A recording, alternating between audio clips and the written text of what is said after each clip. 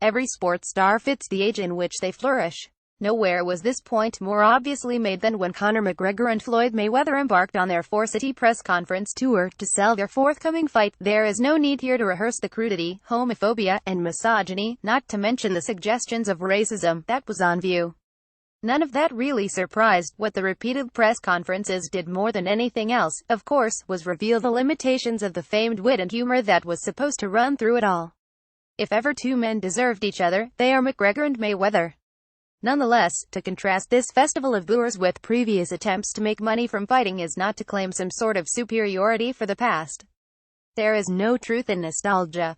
There are resonances of McGregor in the story of a previous Irishman, Jack Doyle, who made his fighting fortune from London and America, but those resonances have been crassly distorted in the echo chamber of the modern media. The story of Doyle is an extraordinary one. Unlike McGregor, he was a big man. He stood an imposing 6 feet 4 inches tall. He was also graced with matinee-idol looks and a boundless charm. And as he made his way as a boxer in the early 1930s, he entered the ring under the legend the Gorgeous Gale, the Body Beautiful, or the King of Clout. In 1932 Doyle began his professional career with a flourish, as 10 straight knockouts by courtesy of a powerful right hand and some carefully chosen opponents brought him massive publicity. These successes, backed by his looks and a whirl of hype, allowed him to embark on a lifestyle that neutered his talent even as it developed. An apparently insatiable desire for chasing women was unleashed as he courted the socialites of the West, and in London he gladly accommodated the many who sat his company. His training suffered to such an extent that he had to be revived by brandy between rounds of an undistinguished victory over Jack Pettifer. By the time he was granted a fight for the British Heavyweight Championship against Jack Peterson in July 1933, it is reported that he was suffering from venereal disease. In front of a 70,000 crowd in White City, London, he was disqualified for a series of low blows in the second round, inducing a mini riot as the crowd stormed the ring, throwing chairs, before carrying him shoulder-high to Marble Arch.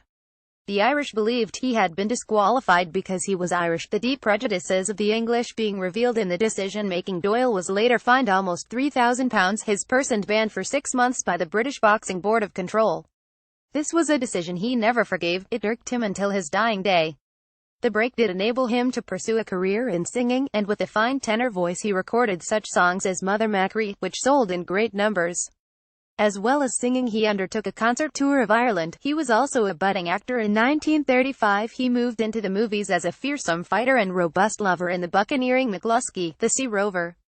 He later starred in the equally inauspicious Navy Spy 1937. He traveled to America that same year and arrived in Hollywood, where he married the actress Judith Allen.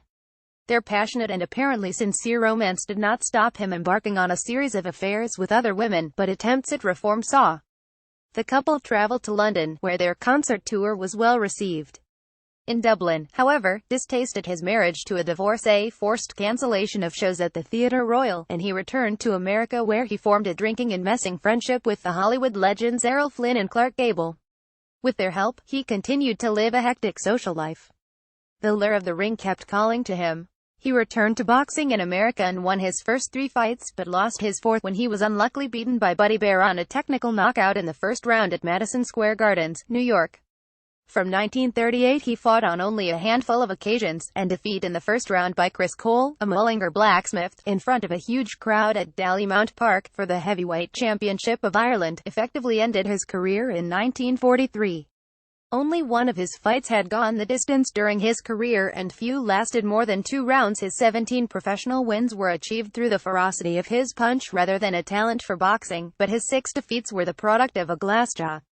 That he never bothered too much with a defense did little to protect that jaw, and his physical fitness was something that might charitably be described as fragile. Even by the standards of his sport, he was an outrageous self-publicist whose flamboyance was not tempered in defeat. He earned a vast amount of money and at the height of his fame kept a large mansion at Ascot, attended by an entourage that included bodyguards, servants, chauffeurs, and a singing maestro.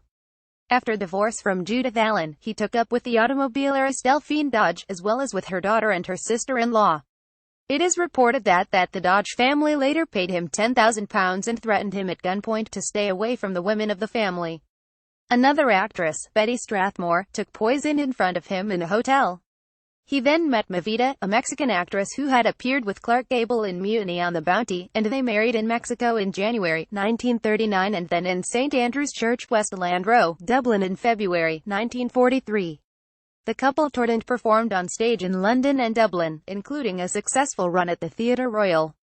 But his persistent womanizing and alcoholism fueled violence, and Movida left him in 1945, later marrying the actor Marlon Brando.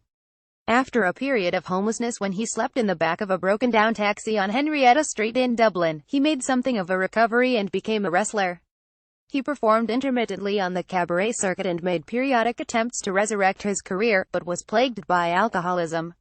He lived in London for many years with Nancy Keogh, but his enduring charm saw him continue to woo many women, including Diana Dors. Having squandered and been cheated of a fortune, he lived in relative poverty and periodic homelessness. In 1972 he returned to Cork, where he played to a cabaret in the Commodore Hotel, drawing large crowds. When he died on December 13, 1978 in London after a long illness, there was a genuine outpouring of grief and a huge crowd attended his funeral in Cork. The story was beautifully captured in Jimmy McCarthy's song, "The Contender the Wheel of Fortune took me. From the highest point she shook me, by the bottle live by the bottle I shall fall." It is plain that history reveals flaws in everybody, even those for whom the most sympathetic of ballads are written. And ballads too often bleed into propaganda, where the evidence of history is fundamentally reshaped to meet the demands of the present.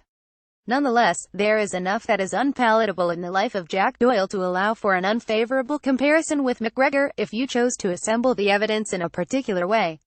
In his own way he was notorious, walking in step with the changing world of the middle decades of the 20th century. His talent outside the ring, notably as a singer, earned for him an admiration that pushed him beyond the unidimensional cartoons of boxing salesmanship. But, if you stripped away the charm of his words and the pathos of his end, some of his life's deeds do not make for good reading. As for McGregor, he is, of course, loved by his own fanatical fans who will hear no criticism, see no wrong, admit no flaw, see no need of apology for any insult, revel in his outrageousness. That's all fine. Heroes are not always chosen wisely. But it is nonetheless revealing, and it would be interesting to see what form the ballads would take that they might write of their man. And what are the words that would have to be omitted to make those ballads sympathetic?